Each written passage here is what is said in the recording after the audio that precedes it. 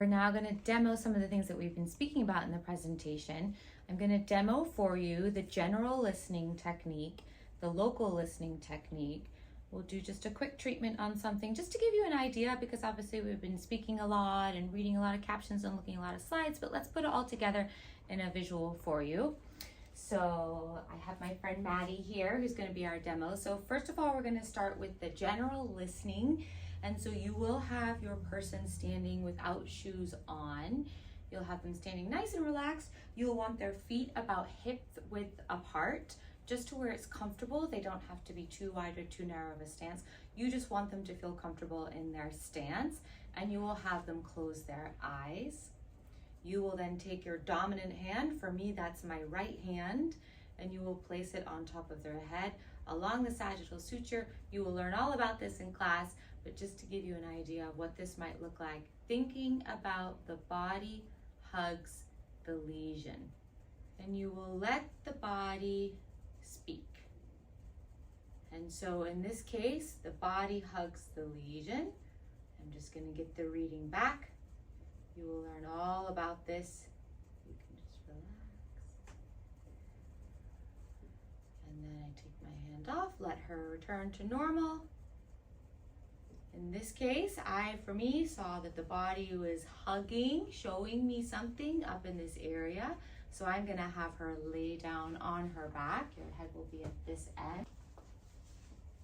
Because I want you to see, I don't want to stand in front of the camera, I will show you a demonstration of the local listening that we were speaking about, which is getting a little more specific in the area that you were called to. I'm going to demonstrate that using my left hand only because of the camera positioning.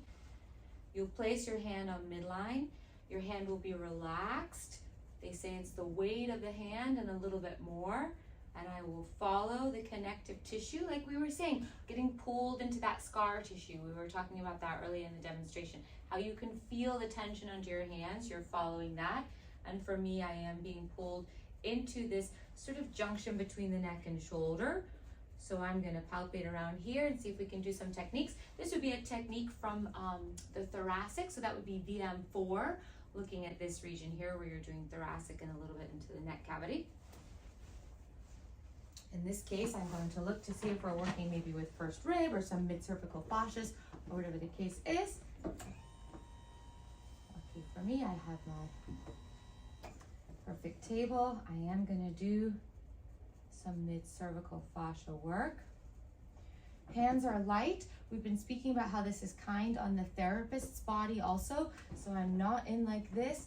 We're not hovering over. We're giving the person space. We're making sure that we're relaxed. You really want to watch for any torque in the wrists, no matter what technique you're doing. This is light work. This should feel comfortable for us. This should feel comfortable for your person. Giving the body a clear message, as we were also speaking about in the theories and concepts. Watching the person respond. People have asked, am I doing the movement? Am I pushing their head? Am I pushing their body? There is no forcing of their response. This is a matter of we're staying specific.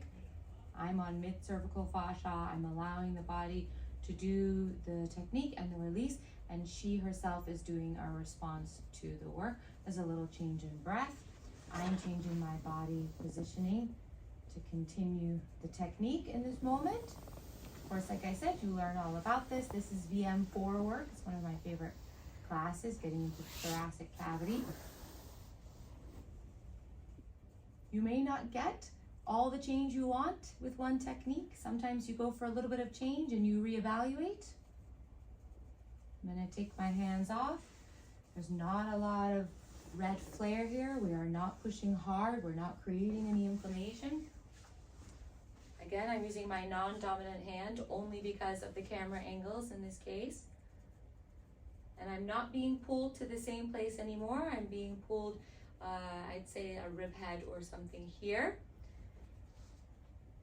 I'll do one more thing and then we'll retest with the general listening, just to give you an idea of the change that happens with hardly any force, hardly any, not even having to do a lot of work. A little goes a long way. We say that also in Barral's work. In all of his work, a little goes a long way. Give the body a clear message. I'm just going to do a little. So actually, now, to be honest, the way that fascia, the way the tissue is pulling me is down into the abdominal cavity. We would start to look down here, and we would look at some things maybe over here on the left side. For the sake of this demo, I'm gonna let her come up and do another general listening so that you can see the difference. I'm just doing a couple of techniques and watching the way the body responds in a measurable way before and after using the listening techniques. Whenever you're ready, Maddie, you can get up for me.